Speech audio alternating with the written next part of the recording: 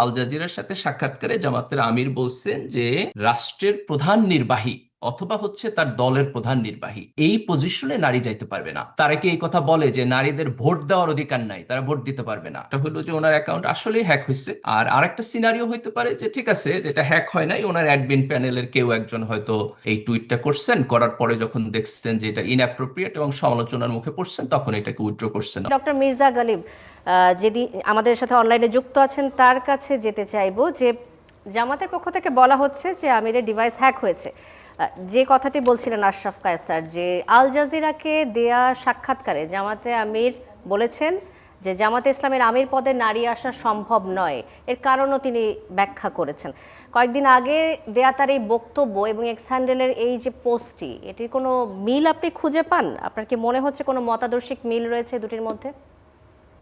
আমি এখানে যেটা বলতে চাই সেটা হলো যে টুইটারে যে ঘটনাটা ঘটছে, জামাতের দিক থেকে দাবি করা হয়েছে যে জামাতের আমিরের অ্যাকাউন্ট হ্যাক হয়েছে।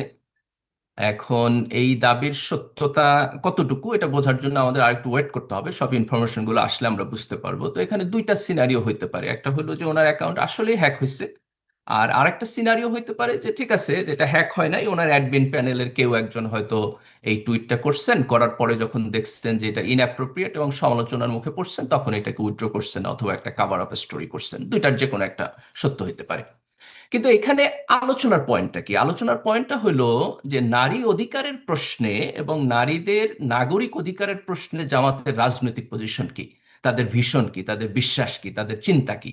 এবং সেই জায়গা থেকে আমাদের একটা ডাটা পয়েন্ট শুধু আছে যেখানে আপনি আপত্তিটা তুলতেছেন। সেই ডাটা পয়েন্টটা হলো যে আল জাজিরার সাথে সাক্ষাৎকারে জামাতের আমির বলছেন যে রাষ্ট্রের প্রধান নির্বাহী অথবা হচ্ছে তার দলের প্রধান নির্বাহী এই পজিশনে নারী যাইতে পারবে না। এটা হচ্ছে জামাতের পজিশন।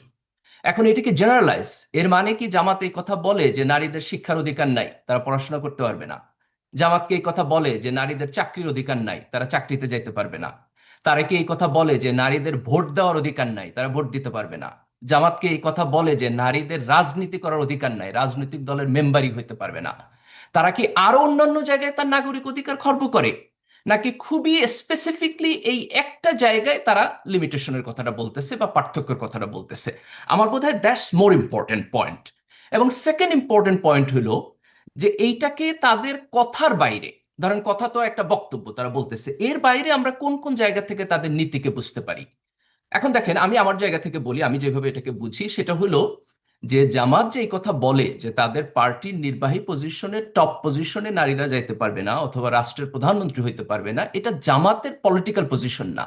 এটা জামাত ইসলামের একটা ফিকি অপিনিয়ন নেয়। ইসলামের একটা ফিকি অপিনিয়ন হলো যে ইসলামী রাষ্ট্রের খলিফা অথবা ইসলামী ন্যাশনাল রাষ্ট্রের প্রেসিডেন্সিয়াল পজিশন, যেটা টপ নির্বাহী পজিশন, সেইখানে নারীরা যাইতে পারবে না।